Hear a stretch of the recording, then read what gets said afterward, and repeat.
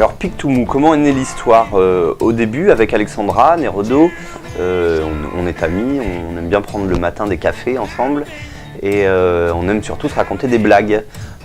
Alexandra écrit souvent des petites histoires pour raconter aux enfants.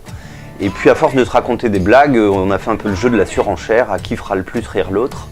Et puis on s'est dit que ce serait bien d'en faire un livre. Donc l'idée originale, c'est une idée d'Alexandra, ce petit hérisson qui a les Pictoumou. Et puis à force de chercher des solutions, voilà, c'était à qui de nous deux trouverait la meilleure solution pour faire rire l'autre. Voilà, on a construit ça, on a tout mis dans un livre, on a gardé les blagues qui nous faisaient le plus rire. Et puis on a proposé le projet. On est passé à la phase d'écriture et ce qu'on voulait, ce qui était important pour nous, c'est que ce soit une histoire qu'on peut raconter, qu'on peut lire aux enfants qui savent pas lire ou qui sont dans leur lit et qui n'ont pas envie de regarder forcément le livre. Donc ce qui était important pour nous, c'est qu'on puisse comprendre le texte juste en l'écoutant. Mais ce qu'on voulait aussi, c'est que ce soit vivant et notamment moi, j'étais attiré par l'idée de mettre des bulles de BD, ce qui est pour le coup pas très facile à lire à haute voix. Donc on a cherché à ce que tous les dialogues soient dans des bulles pour avoir un effet visuel un petit peu différent. Et on a cherché aussi à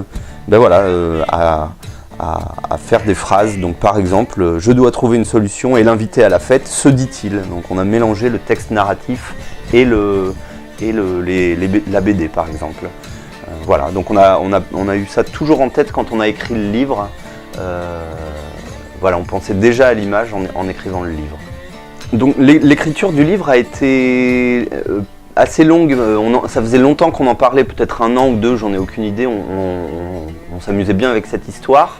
Et après l'écriture en soi, quand on s'est posé autour d'une table pour écrire, ça a été quelques séances de quelques jours, en 4-5 jours. Ça va assez vite à 2 finalement, parce que quand il y en a un qui sèche, l'autre arrive toujours à rebondir. Voilà, c'était un peu, moi c'était une des premières expériences d'écriture à 2 et c'est forcément beaucoup plus riche.